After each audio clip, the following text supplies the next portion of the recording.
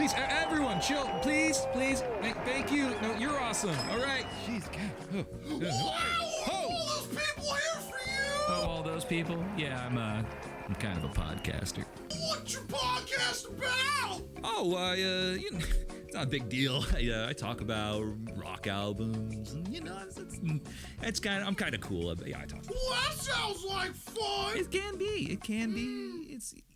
Yeah, it's so anyway, I'm just gonna get I'd like to be in your podcast. Can I be in your podcast?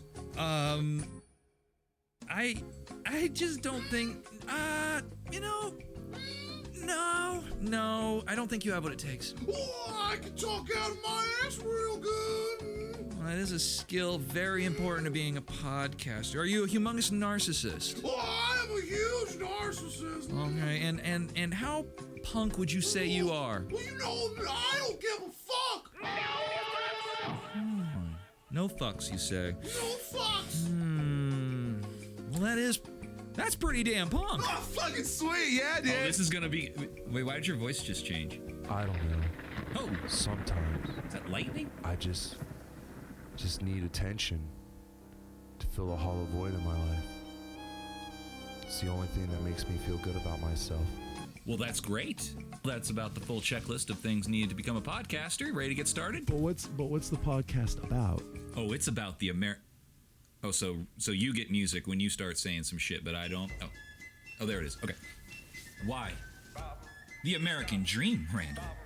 When you're sitting in your office with nothing to do but stare into a screen and wonder about the hollow void that is your soul, we will be there, in the background. When you're driving home to see the 6 cats that represent everything in your life and you have nothing else, we will be that something else. When Joe Rogan isn't on, or any other decent podcaster, we will be there. We will be there to talk about stuff. What's your podcast about? I just told you what the fuck. That's right.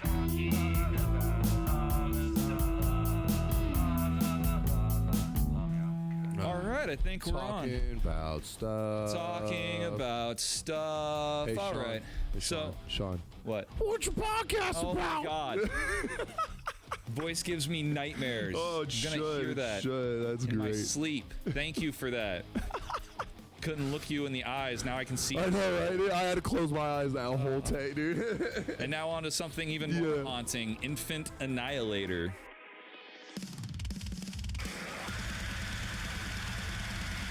Battle of Yalda both? Fuck Yalda both? I can't. Infinite Annihilator. Infinite Annihilator. Infinite Annihilator. Infinite Annihilator. That's actually awesome. Okay, Right. anyway, Infinite Annihilator. Say what you want, though, dude. Like, these guys are good. You know, man, like, it's an album that it takes a few times listening through because at first it feels like a joke, and then I think once you I'm sure it realize is a you're in joke. on the joke, Yeah. you start seeing what's so fun about it. Because at first I was like, this is some Cradle of Filth meets like Dragon Force. It's weird, man. I mean, the mixing is really on point. You can definitely tell this is a studio band. Oh, very you know? well. Very, dude, like, it's the quality of it is just fantastic. This album at its most chill sounds like Deathcore. Like at its most chill. At its most chill. At its most. It kind of did remind me of Deathcore a little bit, I'm not going to lie. Yeah. Yeah. But, dude, that double bass, though. Yeah. That double bass is crazy. Yeah, no, you need a nap after this album. Like it's fucking exhausting, that double bass, dude. The double bass is so insane on this album. Could you imagine like having to do like a 30-minute show with this guy? No, I really couldn't. Like I couldn't imagine double bassing that fast for 30 minutes. No, you got okay, so you got the song, it was track 2, it's the one they have the video to, the one you sent me through. Yeah, Three Bastards. That's a good jam. It's a good example of that impossible double bass. Oh, right.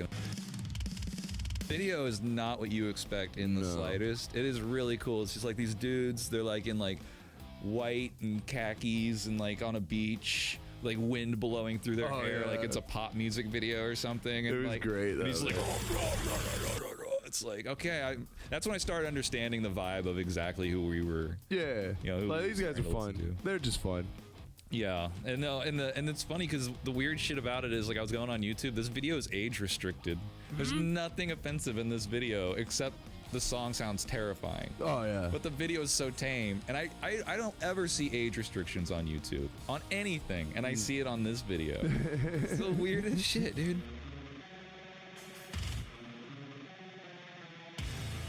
It's just so freaking metal. Yeah, it's really metal. And absolutely exhausting.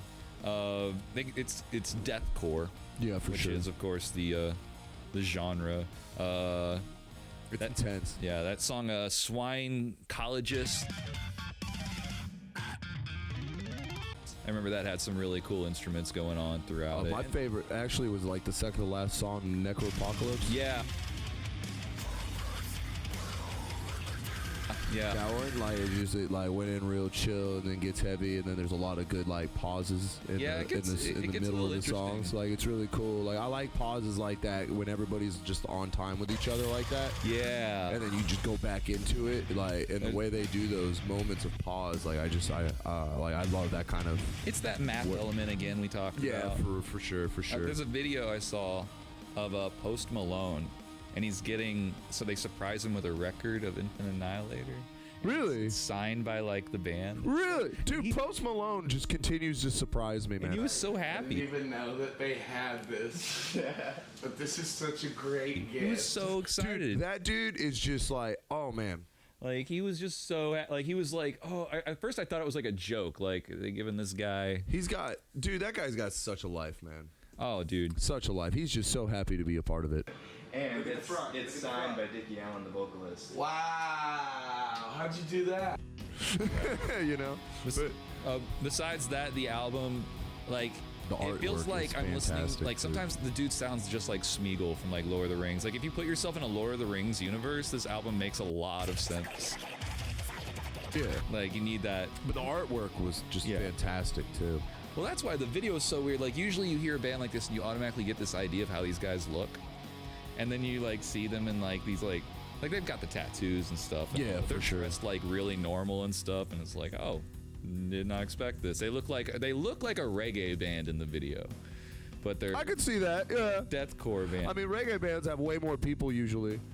Yeah, But or it's just one guy on a beach, like like in the next band we're about to talk oh, about. God, these guys. Stick Figure. Stick Figure. I guess, can you really call it a band? It's more like it's him. Is it really Stick like, Figure. I thought everybody else was involved. Like, is it really just, but he replaces people He left had and this right. interview, and, like, people are really bad at interviewing him for some reason. I don't know why he keeps getting stuck. Like, every interview I find with him is like these people have no idea what they're asking him. And they kept asking him, is the band Stick Figure? Is he Stick Figure? And he was kind of like, I don't really know, whatever. Like, either one. You can call me. Like, people used to call me Stick, so that's where it came from. I called band Stick Figure. He doesn't seem really into himself as much as I thought he was. Because, like I said, I was reading his Wikipedia page. Yeah. And the thing just reads like he wrote it. And, like, now I don't really know because I've seen interviews with him, but, like, here's, like, one thing he wrote. Well, here's one thing written in his Wikipedia. It's, the group has released 7 full-length albums and 1 instrumental album, all of which were written and produced by frontman and self-taught multiple instrumentalist Scott Woodruff. Like, Don't forget to mention that self-taught. Oh my God. Like, there's just so many, like, self-descriptive things in that sentence. I'm like, no one writes that about someone else. People write that about themselves. And it keeps reading like that. Like, every time there's a Wikipedia, like, entry on an album, it'll be like, and Scott wrote it all himself. It's like on every album they make sure, including his Wikipedia page. Yeah. So he wrote it all himself. and I don't want to say he did. It just reads that. Yeah, honestly, I can feel you on that. I saw the interviews and he comes off as really normal and not up his own. Yeah, ass, bro. So, If you ever hear this, what you want? yeah, exactly. We still love you, man. It's just how it reads. If you didn't do it, you didn't do it. No big deal. Yeah, and I like this album because I like that you picked this album. It was very much a palate cleanser from the last album, where it was like I was just revved up from all that metal, and then I was like, all right, let's just bring it down. Yeah, dude. Soft reggae. Figure was a way to bring down yourself, right? Yeah. It's chill. It's definitely chill. I know on that second song, they took a dub from Snoop Lion's song La La La. Yeah.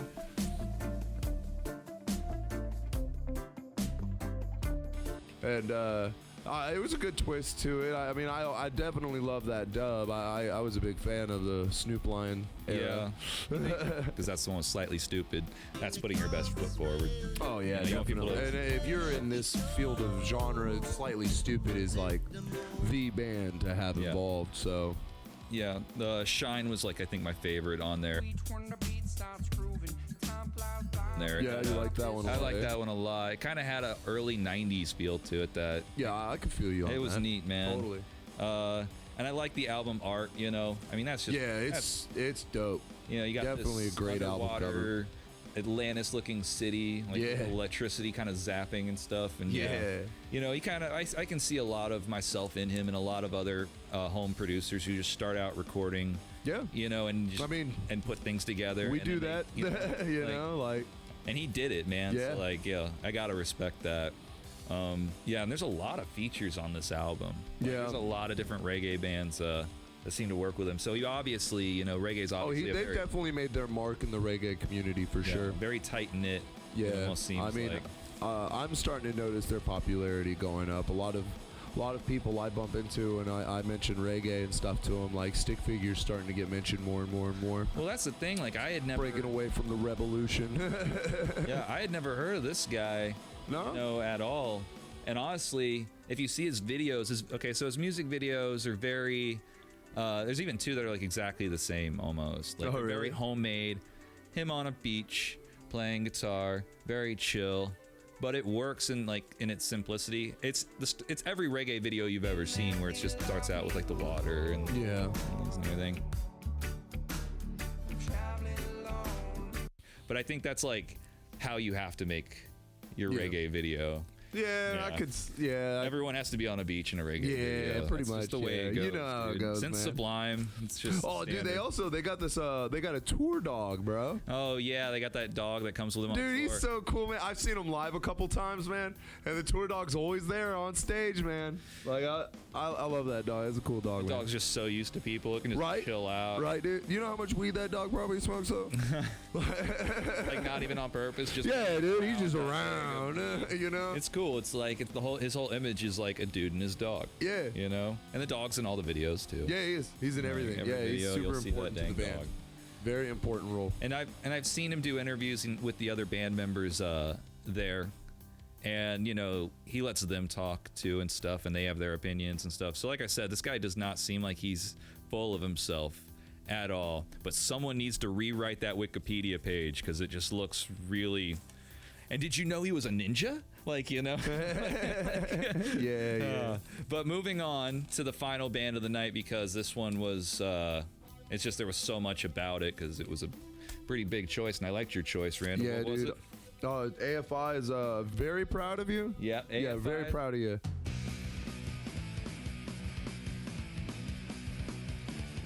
Yeah. Like, honestly, dude, like, I always thought, I mean, my first experience with AFI, you know, was like, you know, Girls Not Gray and what's that other one?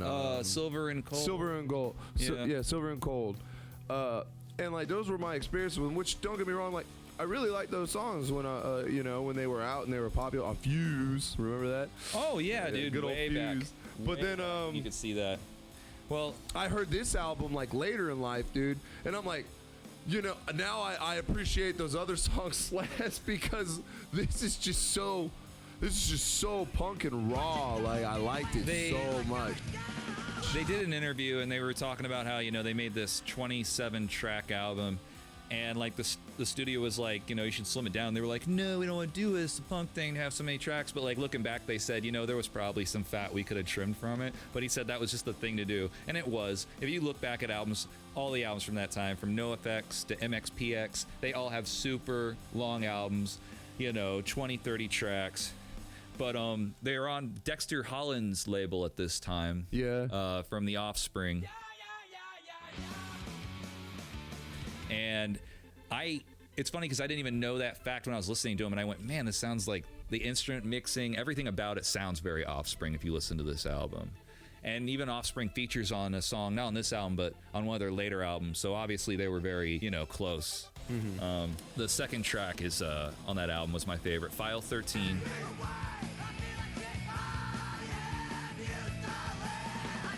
and he does the File Me Away.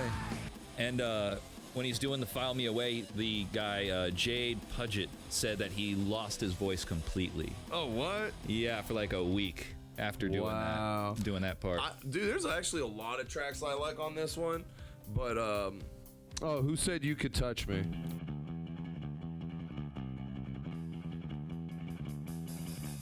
I really liked the distorted vocals on Crop Tub. Yeah, that was pretty cool.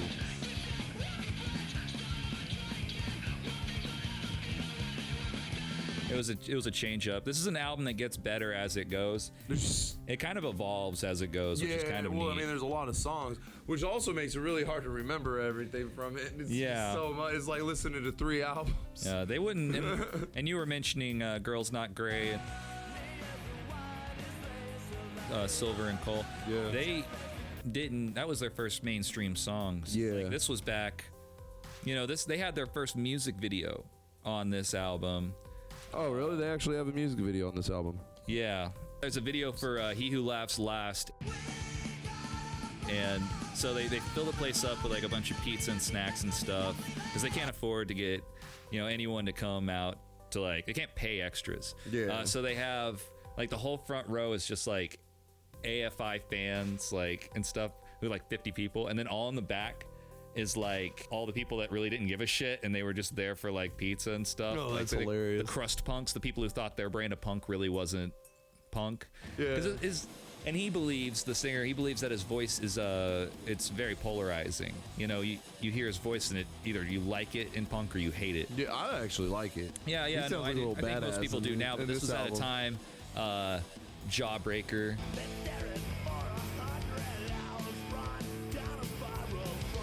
Had just been around. The hard emo sound was in. Yeah. And they were coming out with this, so I could see why they were a little worried about it at the time. They made this album and they went back to the studio. I'm sorry, the rehearsal space. Yeah, they made a promo poster for record stores and stuff. Mm-hmm. And so they go back to their rehearsal studio and up on the wall, someone had made a giant dollar sign and with the poster in it or something, and hung it in their rehearsal space, basically calling them sellouts. Oh, so that's how they arrived at their rehearsal space, to be insulted. That's a bummer. These guys had to persevere through a lot of people crapping on their careers. Oh, wow. So much. They were into the horror punk scene at the time, I believe. Yeah, I remember for a while I guess just before. Back in the day, everyone talked about how, they were a Misfits cover band, and they did cover some Misfits songs. Well, they did. They were Misfits fans. They were Misfits fans, but they were a horror punk band. They were always putting out their own material. Yeah, for sure. And these were guys that they learned how to play instruments on their own completely. Really? Out. They met in high school, said, "Hey, you guys want to start a band?" And then they all went home and started a band. Oh, you mean the thing that never happened? Holy shit.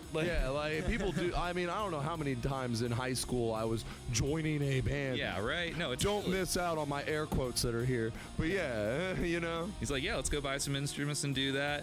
And he was crazy. Davey Havoc was like, we were absolutely shocked we got our shit together enough to record, an album at the time. They just all really wanted it, I guess. Yeah.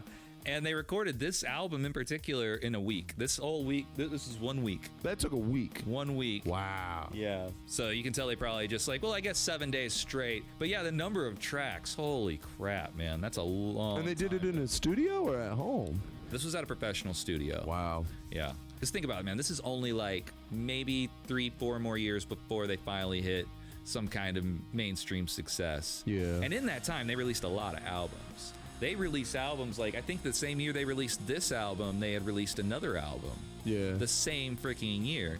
Yeah, and the next one was a little more crisp. Yeah. More together, more professionally taken over and stuff than this one was, I felt. And when they... polished up, I guess would be the right terminology. I remember there was a time when I first started hearing about AFI, and it was one of those underground bands, you heard about. Yeah. And then that changed overnight. There was an interview, like I said, with AFI. They were all you know, this is like just a few years ago, and they were all like looking kind of old and stuff. The singer looks normal now, which is, I didn't recognize him. Oh, he doesn't have the really long, like, he's got some facial hair. He's got some. His hair's short, and he looks like a normal. So he doesn't dude. have the weird point thing in the front anymore, then, huh? Yeah. Oh, he did the Misfits thing. Yeah, he did the Misfits thing. Yeah.